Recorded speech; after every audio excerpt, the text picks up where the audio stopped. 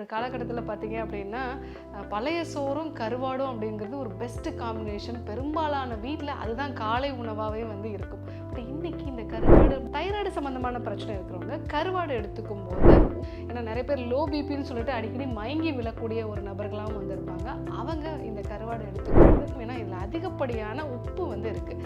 இப்போ சோடியம் வந்து அதில் அதிகமாக இருக்கிறதுனால நம்ம உடம்புக்குள்ளே வந்து போகும் பொழுது இந்த சோடியம் எப்போவுமே வந்து நல்ல ப்ரோட்டீன் கிடைக்கணும்னு நினைக்கிறவங்க அடிக்கடி கருவாடை வந்து உணவில் சேர்த்துக்கலாம். ஆனால் அந்த மாதிரி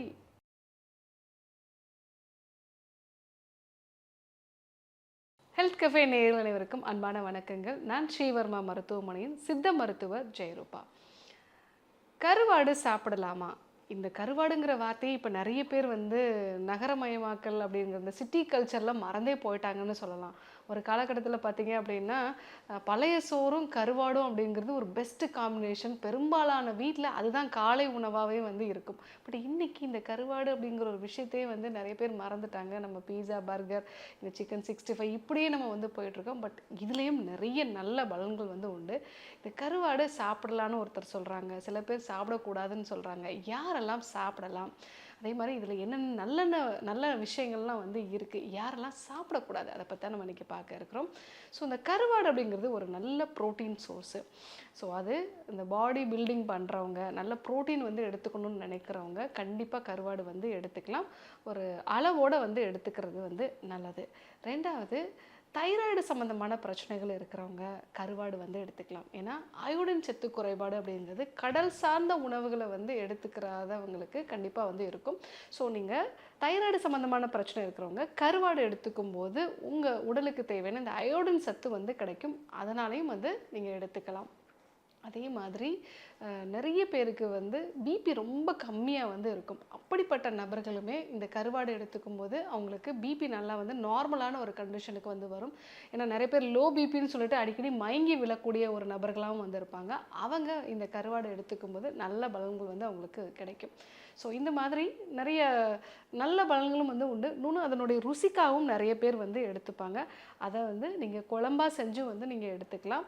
அதே மாதிரி அதை லைட்டாக ஒரு ஷாலோ ஃப்ரை பண்ணி அந்த மாதிரியும் வந்து நீங்கள் எடுத்துக்கலாம். ஸோ அந்த மாதிரி எடுத்துக்கும் போது உடல் எடை வந்து கூடுறது, பிபி வந்து லோ பிபி வந்து கரெக்ட் ஆகிறது, தைராய்டு சம்மந்தமான பிரச்சனை இருக்கிறவங்க கண்டிப்பாக வந்து எடுத்துக்கலாம். யாரெல்லாம் இதை எடுத்துக்கக்கூடாது அப்படின்னு பார்த்தீங்கன்னா, பிபி சம்மந்தமான பிரச்சனை இருக்கிறவங்க அடிக்கடி கருவாடு எடுத்துக்கூடாது. எப்போவாவது ஒரு முறை வந்து எடுத்துக்கலாம். ஏன்னா இதில் அதிகப்படியான உப்பு வந்து இருக்குது.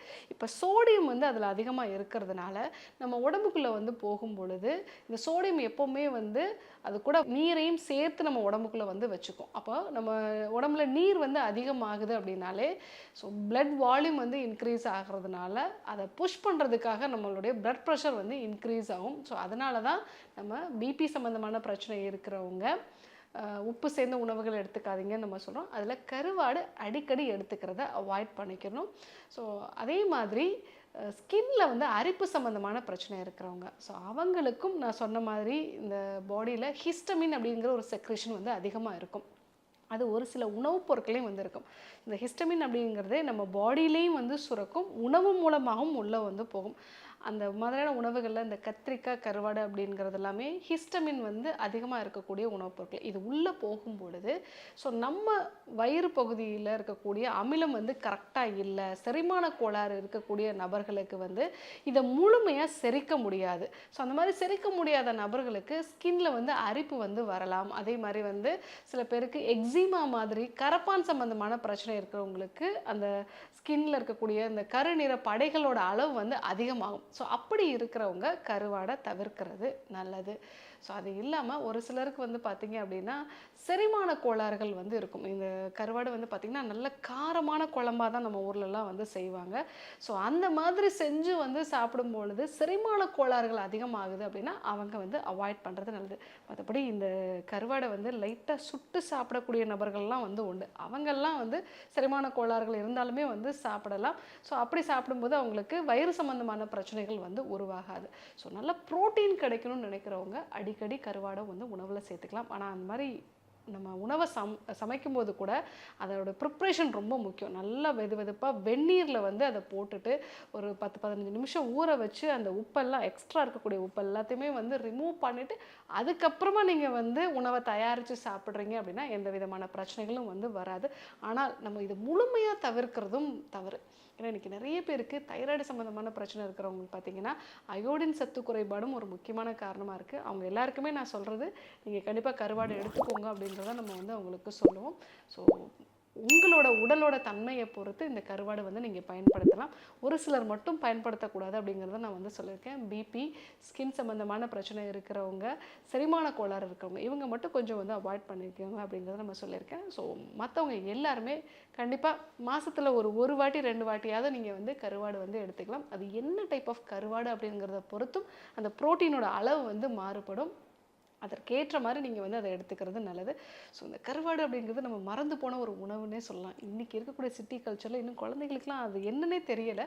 ஸோ கண்டிப்பாக இதை நீங்கள் அவங்களுக்கு இன்ட்ரடியூஸ் பண்ணலாம். அவங்க உடலுக்கு நல்ல பலன்களும் வந்து இதனால் வந்து கிடைக்கும்.